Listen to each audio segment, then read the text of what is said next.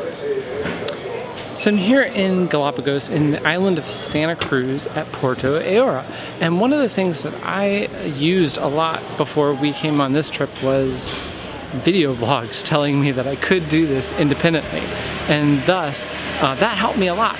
And so I wanted to pass on the benefit of what I've learned over the last 2 weeks and talk to you a little bit about my trip, how it worked financially, how I planned it, all the different tour operators and hotels and hostels we stayed at, and give you an idea how we did it.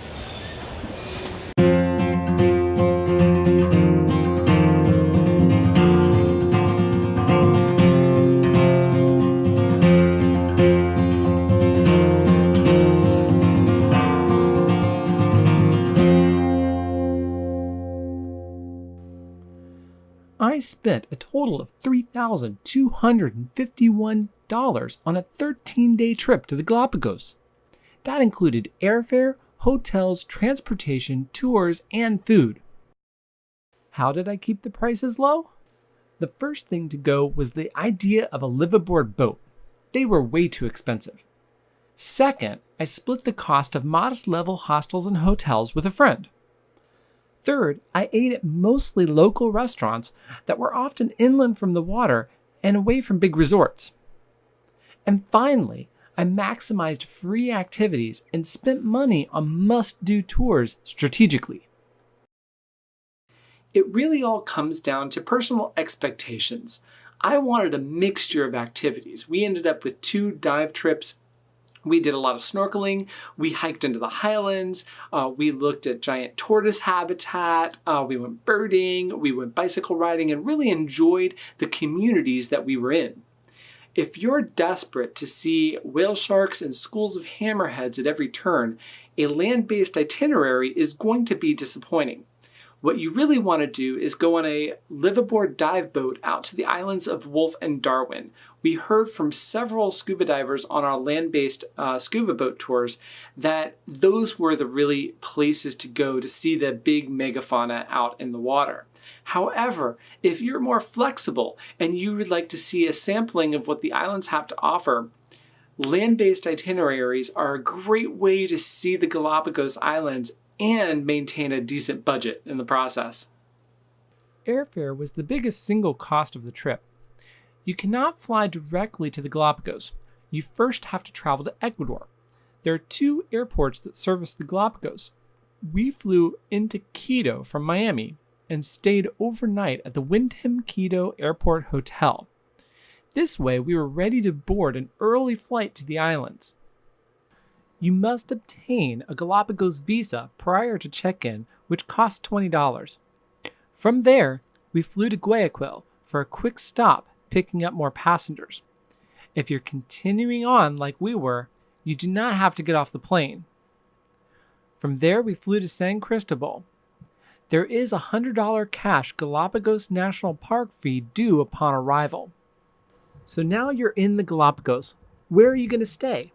We found some really great places and some decent places. By far, my favorite was Hotel Catarma on San Cristobal. So I should say a little bit about Hotel Catarma. This is an awesome place if you ever plan on coming to San Cristobal. I highly recommend it. This pool is wonderful. It's probably a little cooler than I'd like, but it's great to come and do a nice rinse off after being out on the dive boats or something like that and save a shower.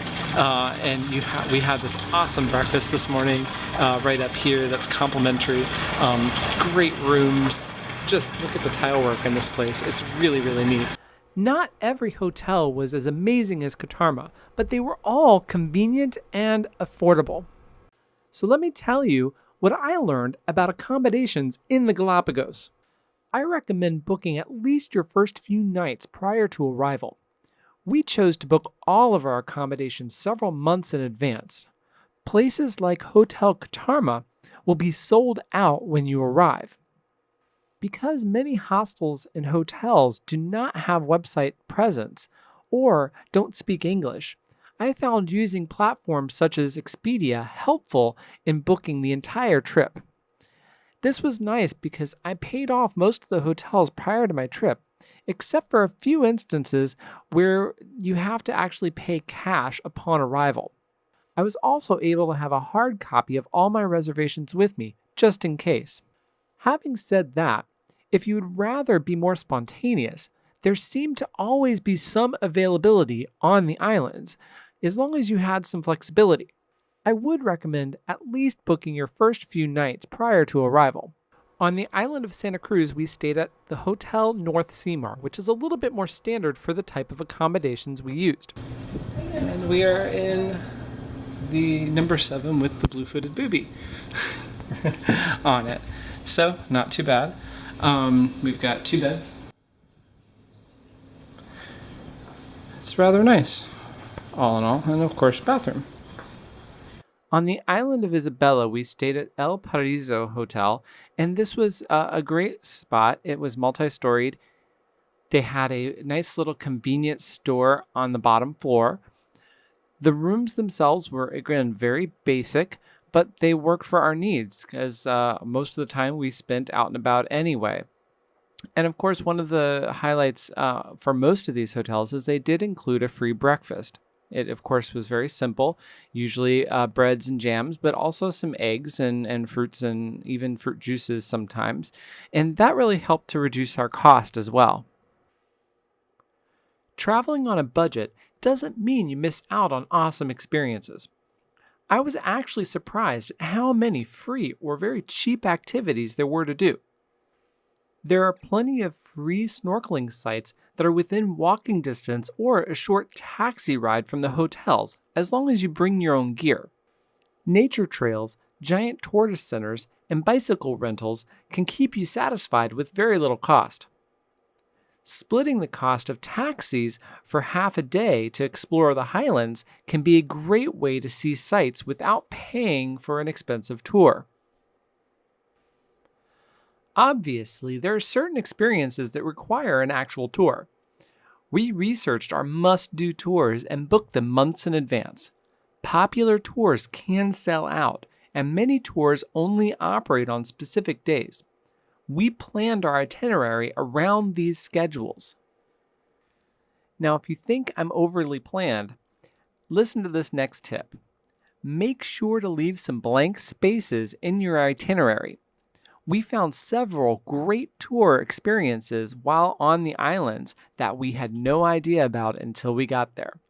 There are a lot of last-minute deals to also be had, but again, that important word is flexibility. Make sure you plan for your must-dos, but be open to the surprises that might await you.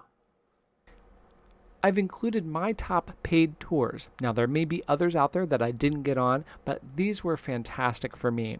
The Bartolome Island Day Tour was incredible. We got to really pretend like we were on a liveaboard boat for the day. We got to land on some of the islands, do some geology, snorkeling, whole thing. Lost Tunnels, or the Tunnels Tour in Isabela, was also incredible. We got to see a lot of the nesting sites of blue-footed boobies. We got to snorkel with sharks. It was really cool. The Kicker Rock scuba diving trip was also really good, especially if you like scuba diving. And of course, if you are a snorkeler, you can do it as well. The Sierra Negra Volcano Tour was really cool as well. We got fogged out on it, but if that view is available, it's pretty spectacular from what we've heard, so I wanted to include it here as well. Next up would be my top free and or cheap activities. And of course, there might be more, but these are mine. Las Tarretas, or Frigate Bird Hill, is a nice area of trails, birding, photography, and a great snorkel spot at the end. La Loberia Beach provides also snorkeling, but more importantly, that's where you can tend to be in the water with sea lions. One of my most awesome moments in the water. There's cheap taxi rides there or a long walk. El Chato Tortoise Reserve is another great place to really get amongst the giant tortoises. We found it one of our favorite tortoise spots, and it's pretty cheap to get in.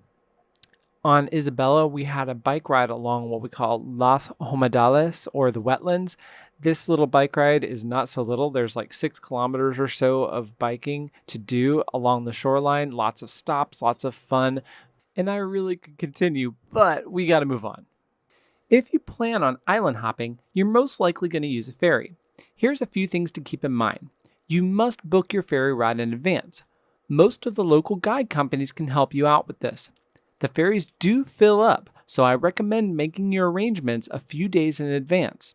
If you're prone to getting seasick, make sure to bring Dramamine.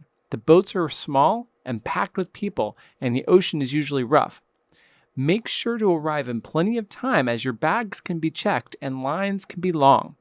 Also, be aware that ferries might be canceled or changed based on weather or technical problems. It happened to us. Now let's talk about packing. If you're going to do this trip as a backpack style trip like I did, packing as light as possible is going to make your trip much more pleasant.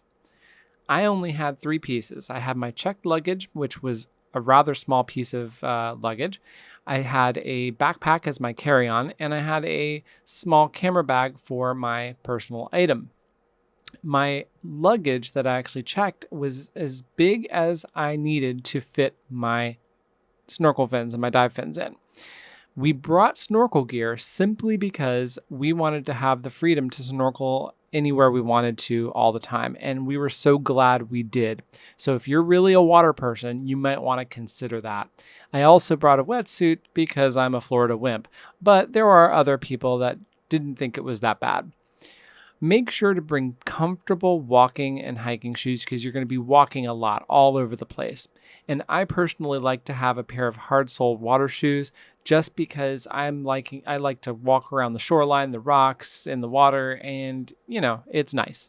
You want to dress in layers while you're over there because the temperature is very variable. However, we found it to be rather on the cool side, especially in the evenings. So those layers were very helpful in keeping us warm. Also, you want to bring a reusable water bottle. This was key because almost everywhere we went, whether it was one of our hotels or one of our tour guide companies, there were always jugs of water to fill up from. And you could actually see these big blue jugs being shipped around the towns in a truck all the time on the streets and being delivered. So it's definitely a key feature that I didn't know existed, but really, really helped me out as a water drinker here on this trip. Now let's talk about money in the Galapagos.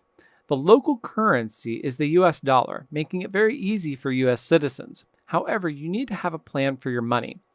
Most of the local restaurants and shops only take cash. Also, small bills are very important for taking water taxis and land taxis and giving tips and whatnot that happen. Single dollars are very important, and almost no one takes anything above a 20, and they certainly can't break a $20 bill. Also, you want to avoid using credit cards simply because there's a tax on your credit card use in the Galapagos. There are ATMs on San Cristobal and Santa Cruz, but not on the island of Isabela. So if Isabela is part of your itinerary, you need to plan accordingly and make sure you have enough cash to get you through that stay. We also noticed that a lot of the kind of common items like sunscreen are very expensive because they're shipped in from the mainland, whereas other items that are grown right there in the Galapagos tend to be a lot cheaper. Traveling to the Galapagos was a fantastic experience. Please check out a more detailed breakdown of the trip on my website, which is linked in the description below. Also, check out the 14 videos that detail all the fun adventures we had during our trip, including the descriptions with vendor information and prices. As always, keep exploring.